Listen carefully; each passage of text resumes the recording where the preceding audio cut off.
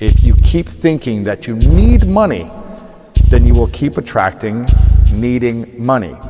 You have to find a way of being happy now, of feeling good now, of being in joy now, without the money, because those great feelings are what attracts money.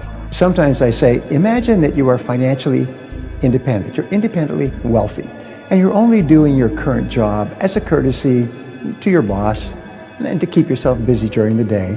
But basically, you're an extremely wealthy person. You've inherited an enormous amount of money from some source. How would you behave if you were already the wealthy person that you desire to be? Many people don't realize that if you behave like a poor person, there's an old saying that poor folks have poor ways. If you behave like a poor person, you'll always be poor. If you dress like a bum, if you have a messy home or apartment, if your car is dirty with junk in the back seat, that's how poor people live. And what happens is you're surrounding yourself with the image of being poor. And you cannot change your outer world until you change your inner world. We know everything's here. Nothing's created or destroyed. Everything's energy. What we've got to do is get on the frequency. We've got to match the frequency. That means that you've got to get vibrating, you do, on the same frequency of the good that you desire. You literally fall in love with the idea of what you want. If you hold that idea in your mind, you will start moving toward it, and it'll start moving toward you. I remember Earl Nightingale one time, he said, when you set a goal and you start to move towards it, it'll start to move towards you. I thought, how in hell could that happen? Well, it happens because you're on the same frequency. Everything on that frequency is going to come into your life. Talk to yourself positively about the person that you want to be and the things that you want to have. When you see a beautiful car, you say, I drive a car like that pretty soon. When you see beautiful clothes, you say, oh, those are the kind of clothes I wear. When you see beautiful homes, you say, I'm going to live in a house like that. Just keep talking to yourself about the things that you want to have and the person that you want to be. And each time you do, you're reprogramming. And your subconscious mind is accepting your new commands and is working 24 hours a day to bring them into your life. Money doesn't bring happiness, but happiness brings money. And it's such a simple concept that a lot of people don't apply to their life. And there is evidence in the physical, real world and science that backs this. There's different research studies that talk about when waiters or people in the service industry are happy. Someone is carrying your luggage, someone who is bringing you food, someone who's your waiter, and they are joyful, smiling, and bringing joy to your life. Money is the equivalent of energy, so you can buy energy with your cash. And the significance about that is if you're frugal and take care of your money and keep a balance, then you always have this energy in your bank account, energy in which you can live. However, obviously, if you waste this energy, then you actually interfere with your own survival. So you don't really want to go out and just throw away your money. At first, it was like, hold on to your money, hold on to it, right? It's like, that's like the thing. You can get your money, hold on to it. And it's like, I remember when I got my first advance check for $15,000. And I took my girlfriend to get ice cream, and it went down to $14,970. You're like, oh, it's going away. Yeah, it's like you felt it, and like that. The reason that it felt like that is because that's not in alignment with how it should be. I would also say, if you're somebody who's afraid of losing it all, imagine losing it all. Like, go to the dark place, because what we have found. Understand that. They do not understand. They think you've got to go to work. You just got to work a little harder. Get out there, put in more hours. And this is a game changer when it comes to money, because I didn't feel like I had skills in order to make money. I didn't think I had a hireable opportunity because I didn't feel smart from school. So I had a program and a belief. Yeah. Who's going to hire me? How could I ever make any money? I don't have any skills that could make money. That was the belief, the program. Yep.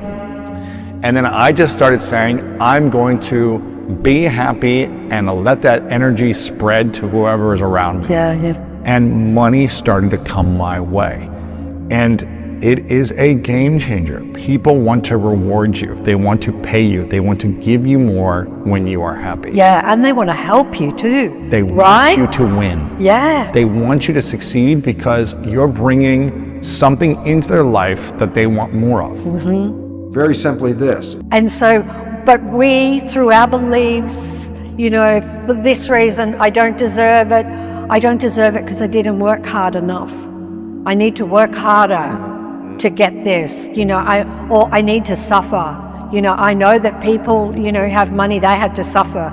So we have all of these limitations that we impose on this unlimited being that we are. You say money's not everything. I never said it was. But I'm going to tell you something that's very important. Now think of this. You're a mass of energy and you function on frequency, okay? Now look at this. I'm going to show you something else. See this? This is energy too. If you get on the frequency this is on, you can't stop it coming. What did he say in here? He said when the money starts coming, it'll come so fast and furious, you're going to wonder where it was hiding through all the lean years. And he's right. Most people don't understand. They're happy, they get tipped more. It happens. Yeah, of course. You're gonna get bigger tips when you're kind, happy, and joyful. It happens. If you are negative and mean and late and slow and frustrated, the customer will not reward you by treating them poorer. Oh my God, that is a brilliant example. First, at the top of the list, it is that it never occurs to them to become wealthy. The average person has grown up in a family where he's never met or known anyone who is wealthy. He goes to school, socializes with people who are not wealthy. Birds of a feather flock together. He works with people who are not wealthy. He has a reference group or a social circle outside of work who are not wealthy.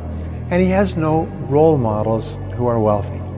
Now, if this has happened to you throughout your formative years, up to the age of 20 or so, you can actually grow up and become a fully... Very law of the universe. To believe that we only get money through our job, if you believe that that's the only way you're going to get money, that's the only way that you're going to get money. But you can get money from unbelievable, unlimited different ways. Yes. And so you start to open up your mind that money can come from anywhere, everywhere, right? And that, so money can come into your life. So straight away you open up, because law of attraction can only do what you believe. And so if you believe you only get money from your job, you see what we do?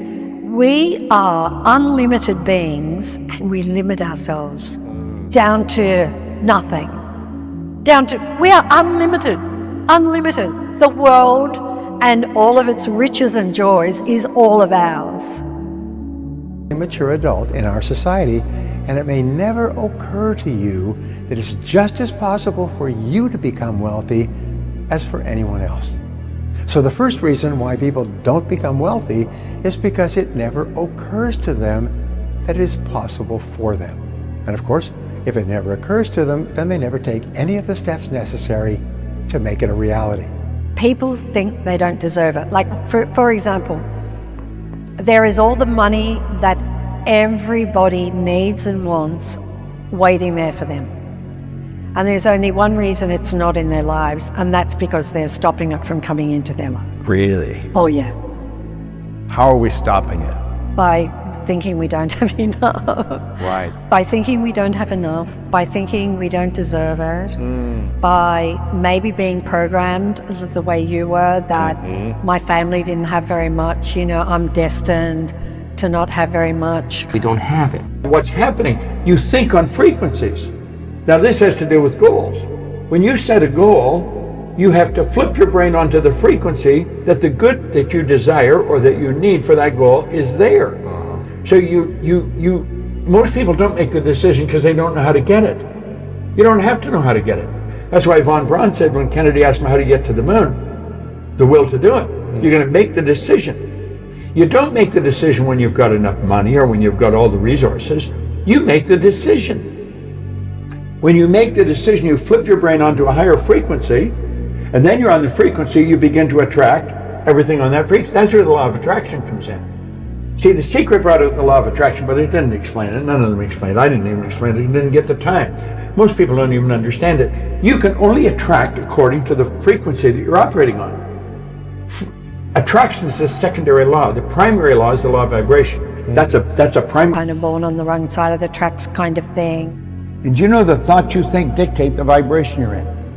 When you think negative thoughts, I don't care what it's about. You could be picking out, figure out what's wrong with someone, what's wrong with the weather, what's wrong with the town or other people. You are putting yourself in a bad vibration. And when you get in a bad vibration, you know what you're going to attract? You're going to attract equal an amount of like energy. That's right.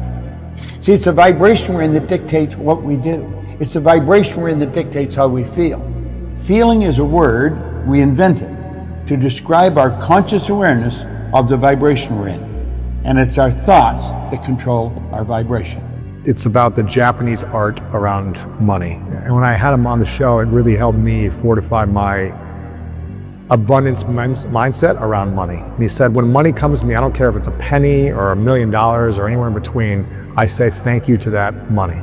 Thank you to the dollar, thank you to the $20, thank you to the money I found. Of their lives instead of the victim of their lives, right? So the victim is saying, I'm feeling this way because that person or that circumstance or I don't have any money is causing me to feel this way. That's my relationship with money. What that really means is I'm using my lack to reaffirm my dependency, my addiction, my conditioning. That's my relationship with money, is that I put my attention on money because I don't have it. So their relationship with money is of course built on lack.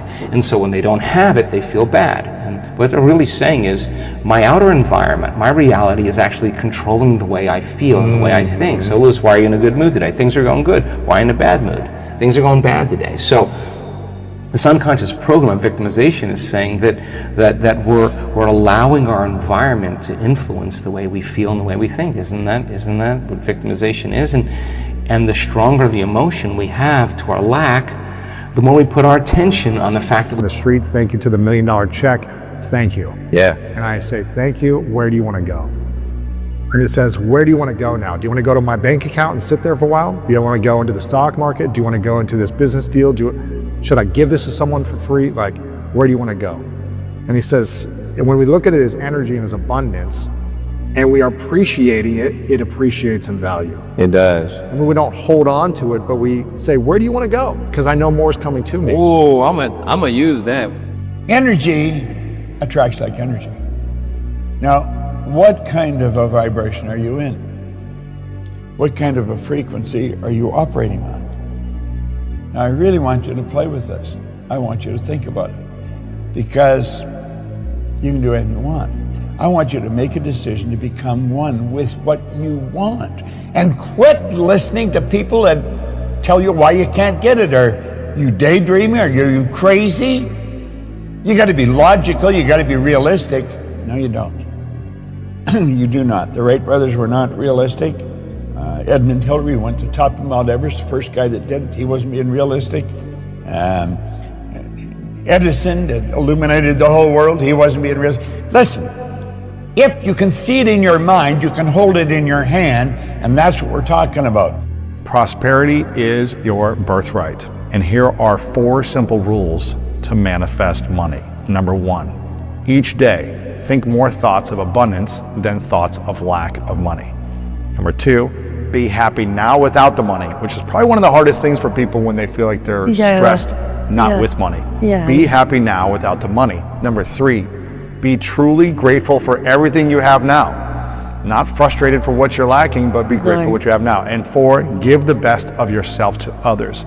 to remember that they're the creator.